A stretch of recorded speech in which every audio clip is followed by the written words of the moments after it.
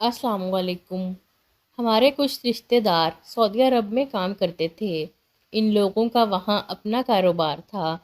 मुझे जब भी मौका मिलता था मैं इनसे यही कहता कि खुदा के लिए माँ बीमार है, बेवा है, आप लोग मुझे भी अपने साथ सऊदी अरब काम करने बुला लें ताकि मैं अपनी बहन का सहारा बन सकूं।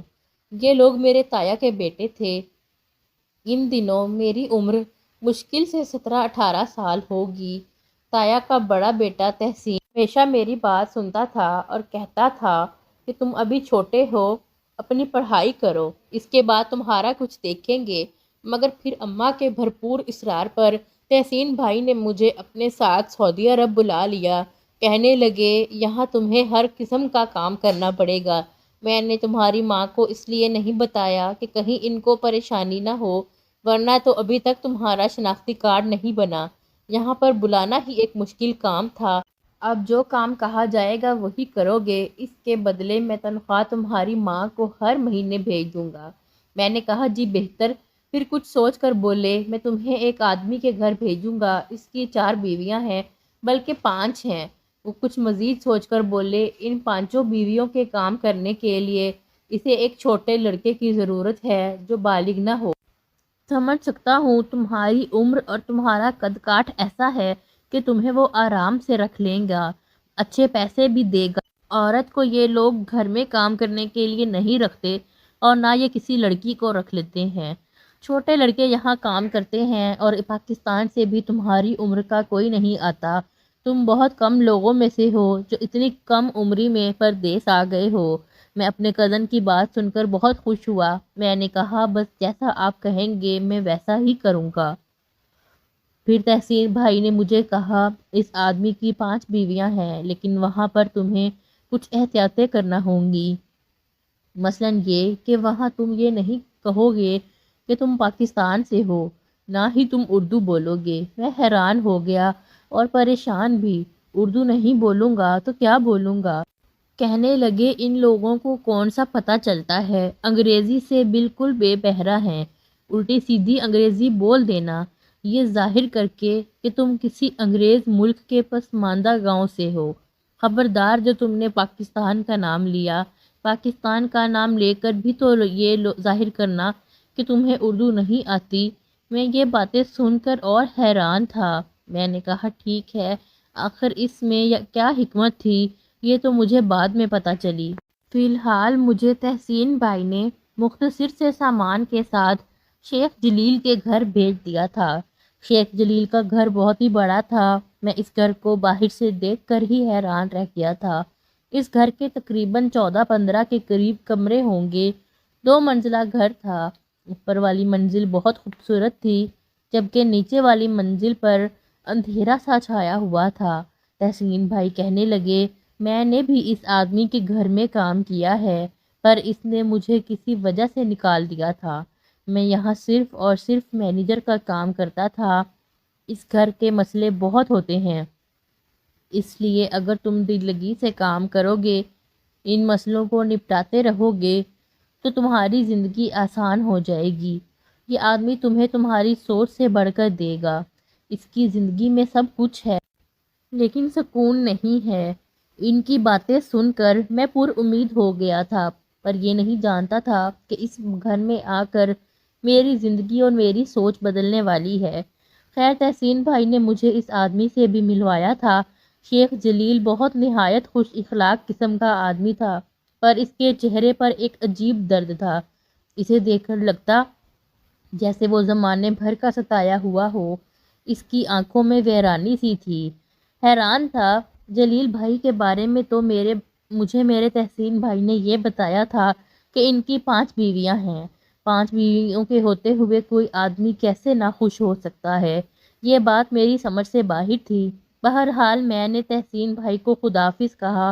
वो मुझे यहाँ छोड़कर अपने बंदे के साथ वापस चले गए थे। इनके जाने के बाद अरमी आदमी ने मुझे दिल पर हाथ रखकर सलाम किया और एक लड़के की तरफ इशारा किया जो कि इसी कमरे में खड़ा था। इस लड़के से कहा कि इसे बाहर ले जाओ। वो लड़का मुझे जाना पहचाना सा लगा था, बार बार पीछे मुड़कर देखता।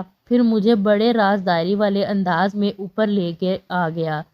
سیڑھیاں چڑھ کر اوپر آتے ہی سرگوشی والے انداز میں بولا، مجھے پتا ہے کہ تم پاکستانی ہو، میں بنگلہ دیشی ہوں، لیکن خدا کے لیے یہاں پر اس بات کا پرچار مت کرنا کہ تمہیں ہندی یا اردو سمجھ آتی ہے۔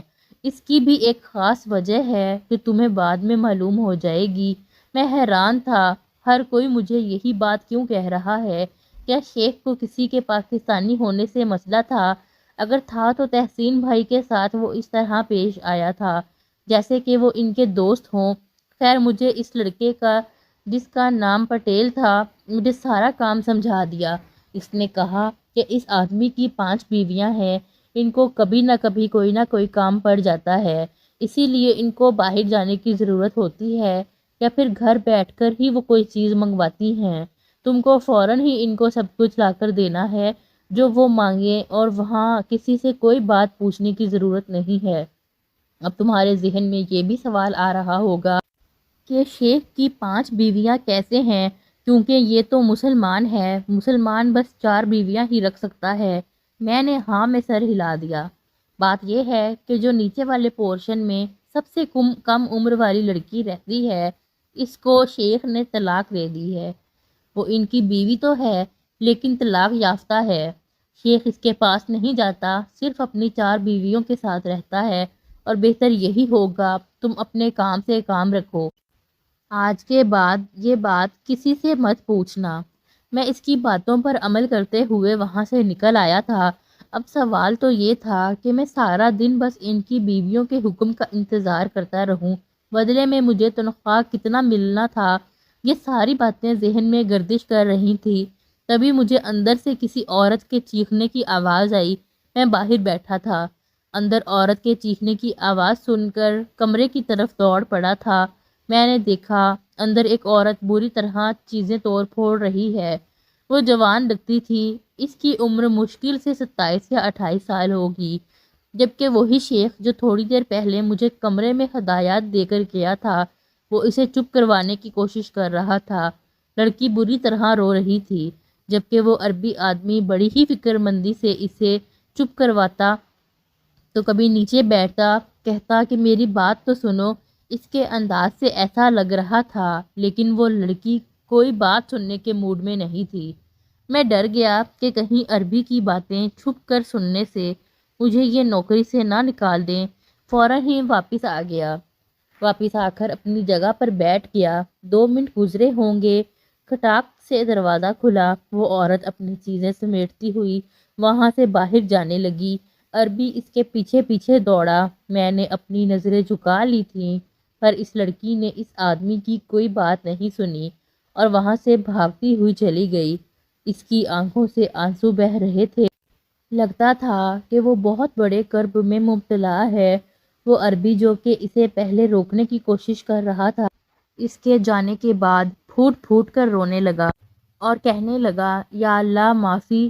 مجھے اس کی باتوں سے اتنا سمجھ آ گیا تھا کہ وہ بہت شرمندہ ہے اپنی کسی حرکت سے اور اسے دہرانا بھی نہیں چاہتا تھا، مگر لاشعوری طور پر وہ ایسا ہی کرتا ہوگا، تبھی تو اپنی بیوی سے معافی مانگ رہا تھا۔ بہرحال میں چپ رہا تھا۔ میں اپنے نئے حکم کا منتظر تھا کہ وہ میرے پاس آیا اور مجھ سے کچھ عجیب و غریب سے انداز میں باتیں کرنے لگا۔ میں اس کی بات سمجھ نہیں پایا۔ تبھی اس نے ایک لڑکے کو آواز دی۔ یہ وہی لڑکا تھا جس نے مجھے اس عربی کے بارے میں مختصر معلومات دی تھی۔ وہ پاس آ گیا۔ اس نے عربی سے کوئی بات کہی، عربی نے اسے کچھ سمجھایا، اور پھر اس لڑکے نے مجھے جو کچھ بتایا وہ تو میری زندگی بدلنے والا تھا۔ میں یہ سن کر حیران رہ گیا کہ وہ عربی مجھ سے یہ کہہ رہا تھا کہ تم میری ایک بیوی سے شادی کر لو۔ مجھے لگا جیسے کہ مجھے آزما رہا ہوتا ہے میں اس کا وفادار ہوں یا نہیں، یہ ثابت ہو سکے۔ میں نے اس لڑکے سے کہا کہ میں شیخ کی بیویوں کی بہت عزت کرتا ہوں، ایسا سوچ بھی نہیں سکتا۔ اگر مجھ سے کوئی غلطی ہوئی ہے تو مجھے معاف کر دے۔ میری بات سن کر شیخ سمجھ گیا کہ میں اس کی پیشکش سے خوف زدہ ہو گیا ہوں۔ کہنے لگا کہ تم ڈرو نہیں، میں تمہیں یہ سب کچھ آزمانے کے لیے نہیں کہہ رہا، بلکہ اپنی بیوی سے تمہاری شادی کروانا چاہتا ہوں، مطلب نکاح کروانا چاہتا ہوں۔ وہ عربی بہت پریشان لگ رہا تھا۔ اس کی باتوں سے بھی محسوس ہوتا تھا جیسے وہ کسی گہری سوچ میں ہو۔ خیر میں نے جا کر یہ بات اپنے تحسین بھائی کو بتا دی۔ تحسین بھائی بھی اس گھر میں آ گئے تھے۔ عربی نے ان کو بھی بہت باتیں سمجھائی تھیں۔ تحسین بھائی مطمئن ہو گئے، کہنے لگے کہ تمہارے لیے یہ زندگی کا سب سے اچھا موقع ہوگا۔ تم شیخ کی اس چھوٹی بیوی سے شادی کر لو جس نے شیخ سے طلاق لے لی ہے یا پھر اس کو دے دی ہے۔ اس کے بعد وہ تم کو بتائیں گے کہ آگے کیا کرنا ہے۔ میں تو اس گھر میں کٹھ پتلی سا تھا۔ میں نے کہا جیسا میرے مالک کا حکم ہوگا میں ویسا ہی کروں گا۔ یوں میرے نکاح کی تاریخ مقرر کر دی گئی تھی۔ تاریخ کیا تھی؟ پرسوں میرا نکاح ہونا قرار پایا تھا، جبکہ وہ لڑکی پاکستانی تھی، اس کا نام صبا تھا، کہ معلومات مجھ تک آ چکی تھی۔ میں یہ نہیں سمجھ پایا تھا کہ آخر صبا کے ساتھ شادی کرنے کا مجھے کیوں کہا جا رہا ہے، جبکہ یہ شیخ کی وہ بیوی ہے جس کو وہ طلاق دے چکا ہے۔ مجھ سے دوبارہ شادی کروا کے شاید وہ اپنی بیوی کے لیے ازالہ کرنا چاہتا ہوگا۔ بہرحال پرسوں کا دن تو آنا ہی تھا۔ میرا نکاح صبا کے ساتھ پڑھا دیا گیا۔ صبا نے روتے روتے نکاح کے لیے ہاں کہی تھی اور نکاح ہوتے ہی مجھے اور صبا کو ایک الگ کمرے میں بھیج دیا گیا تھا۔ یہ کمرہ اچھی طرح سجایا گیا تھا اور اس میں ریشم کے بستر تھے اور نرم گرم ایسے بستر جو میں نے کبھی دیکھے ہی نہیں تھے۔ مخملی پردے، ان پردوں کو دیکھ کر اس گھر کی عمارت کا اندازہ ہوتا تھا۔ میں چپ چاپ بیٹھا وہ پردے اور کمرے کو ہی دیکھ رہی تھی کہ صبا روتی ہوئی میرے پاس آئی اور بولی، اب تم بھی مجھے طلاق دے دو گے؟ یہ بات مجھے معلوم ہے کیونکہ میرے نصیب میں بس طلاقیں ہی لکھی ہیں۔ میں اس کو اردو بولتا دیکھ کر حیران نہیں تھا کیونکہ پہلے ہی جان چکا تھا کہ وہ ایک پاکستانی ہے۔ وہ مجھ سے مختلف باتیں کرنے لگی مگر اس کے چہرے پر درد صاف لکھا تھا۔ تم کون ہو؟ یہاں کیسے آئی ہو اور کیا تم جانتی ہو کہ تمہاری شادی میرے ساتھ کیوں کروائی گئی ہے؟ میری یہ بات سن کر صبا مزید رونے لگی۔ اچھا رو تو نہیں، میں نے اس کا ہاتھ تھام لیا۔ ویسے بھی اب تو ہمارا نکاح ہو گیا ہے۔ اگر تم دکھی ہو تو تم میرے ساتھ بہت خوش رہو گی۔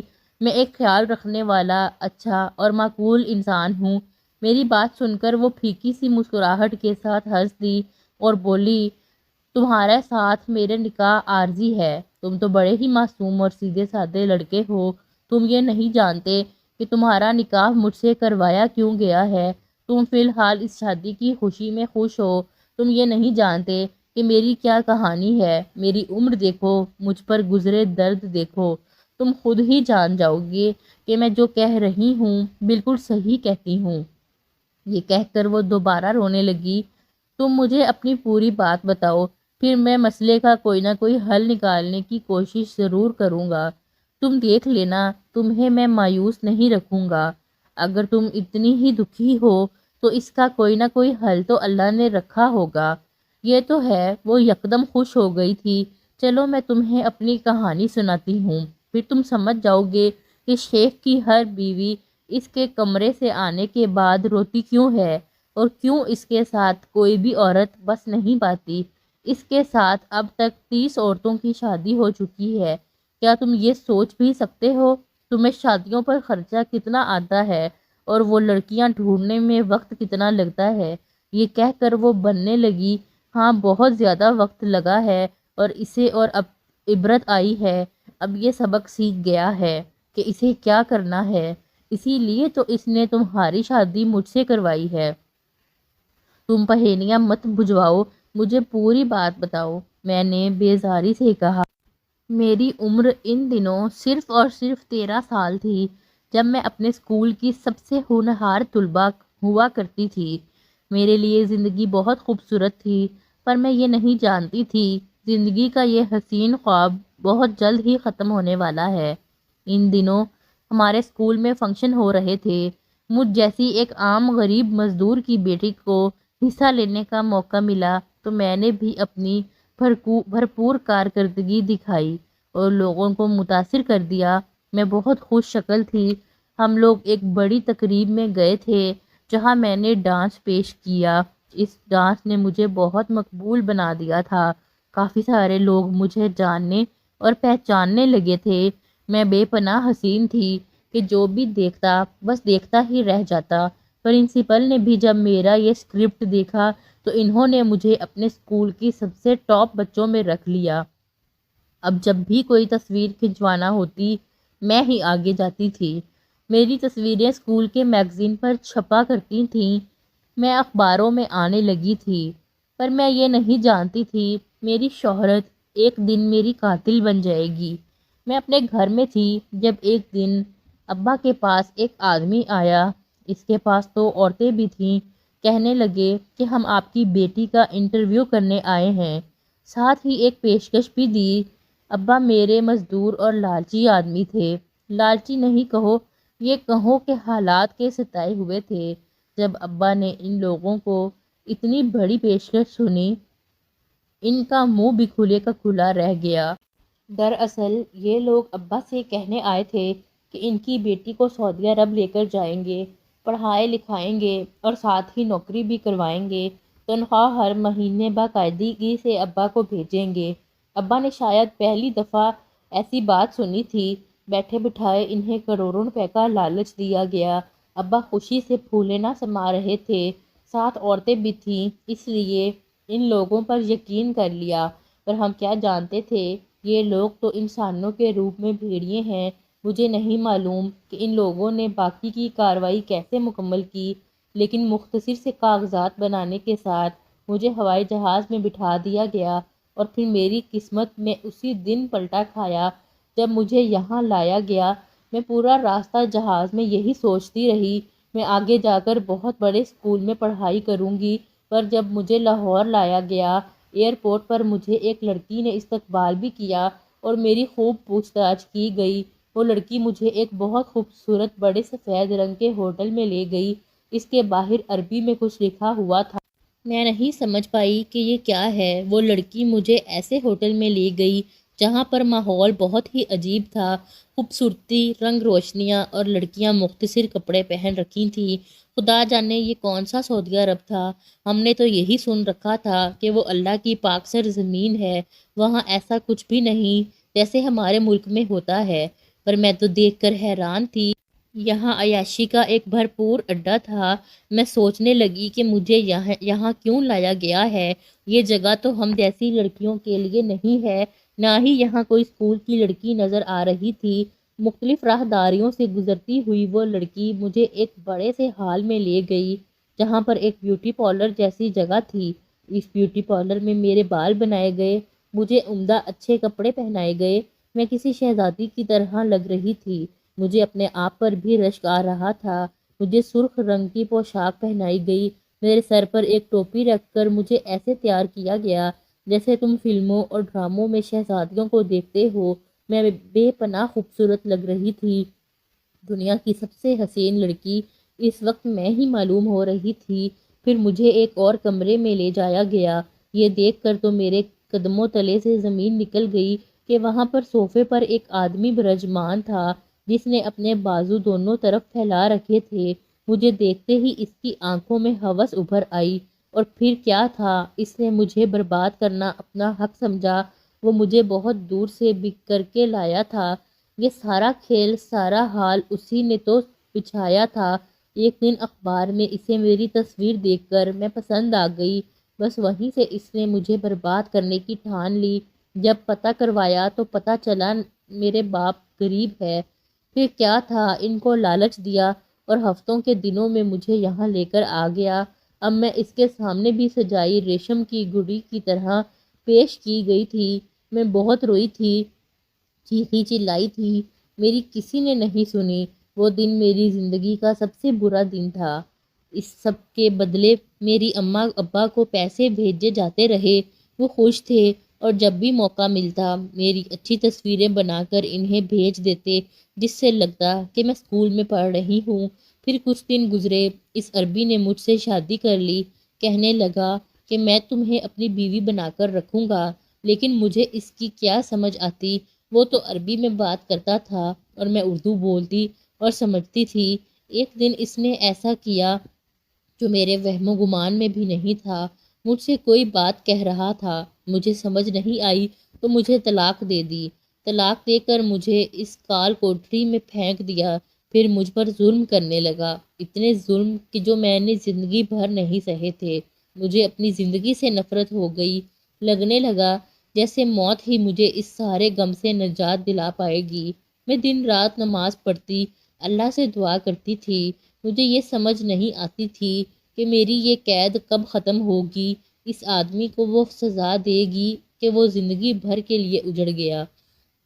اسے ایسی بیماری لاحق ہو گئی کہ کوئی عورت اس کے پاس نہیں رہتی، اسے غصہ آتا ہے، اسے غصے کے دورے پڑتے ہیں اور یہ ایسے خرافات باتیں کرتا ہے کہ کوئی بھی عورت اس کے ساتھ نہیں رہتی، اسے چھوڑ کر چلی جاتی ہے۔ اب اسے اچھی طرح سے سمجھ آ گیا ہے، احساس ہو گیا ہے اس کو کہ میرا دل دکھانے پر، مجھ پر تشدد کرنے اور مجھ جیسی نیک لڑکی کو ایک گھر سے اٹھا کر اپنے عیاش خانے میں لانے کا کیا انجام ہوتا ہے۔ میں نے صبر کیا، ہر روز اللہ سے دعا کی۔ اللہ نے اس کے دل میں خود ہی احساس ڈال دیا کہ کوئی عورت اس کے ساتھ نہیں رہی جب سے میں اس کی زندگی میں آئی ہوں۔ اب یہ تمہاری شادی میرے ساتھ کروا کر اس بات کا ازالہ کرنا چاہتا ہے، پر مجھے لگتا ہے کچھ عرصے کے بعد یہ تمہیں کہے گا کہ تم میری بیوی کو طلاق دے دو تاکہ اب میں دوبارہ اس سے شادی کر سکوں۔ اس کو یہی ذہنیت سمجھ آتی ہے۔ یہ کہہ کر وہ تو خاموش ہو گئی، مجھ پر لرزہ طاری ہو گیا۔ یہ قوم کتنی عیاش ہے، کیا واقعی میں اس بیچاری لڑکی کو ایسے ہی اٹھا کر لایا ہوگا؟ میری تو پریشانی کی انتہا نہ تھی۔ میں نے یہ ساری باتیں تحسین بھائی کو بتا دیں۔ تحسین بھائی بولے کہ میں اس سے پہلے سے ہی واقف تھا، پہلے ہی آدمی ڈرتا تھا کہ میں کسی اردو بولنے والے آدمی کو نہ لے کر آؤں، لیکن اب یہ اپنے اس جرم سے تنگ آ گیا ہے۔ لڑکی بہت نیک ہے، تم اسے نہیں جانتے، اس نے زندگی میں کوئی نماز قضا نہیں کی ہوگی، یہ خود بھی اس کی بہت تعریف کرتا ہے، لیکن اب وہ اس کے لیے ایک ناسور بن کر رہ گئی ہے۔ جب تک وہ اس کے گھر میں رہے گی تب تک یہ آدمی برباد ہی رہے گا، اجڑ کر رہے گا، اسی لیے یہ اس کی شادی کروا کر رخصت کرنا چاہتا ہے، واپس اپنے ماں باپ کے گھر بھیجنا چاہتا ہے۔ یہ تو اچھا ہوا اس کے ساتھ تمہاری شادی ہو گئی۔ میں جلیل سے کہوں گا کہ وہ تمہیں طلاق دینے پر مجبور نہ کرے، اور جیسا صبا سوچ رہی ہے ویسا نہ ہو۔ تحسین بھائی نے جلیل سے بات کی، یہ آدمی خود بھی اس کی بہت تعریف کرتا ہے۔ اس نے صبا کو میرے ساتھ رخصت کر دیا اور ہمیں اچھی خاصی رقم بھی دی۔ اس نے صبا کی زندگی برباد کر دی تھی، اسے آباد کرنے کی بھی بھرپور کوشش کی، یہاں تک کہ صبا کے نام ایک خوبصورت گھر کر دیا۔ اس گھر میں اور صبا رہنے لگے۔ صبا کی چہرے پر مسکراہٹ نام کی تو کوئی چیز نہیں، پر میری ماں بہت خوش ہے۔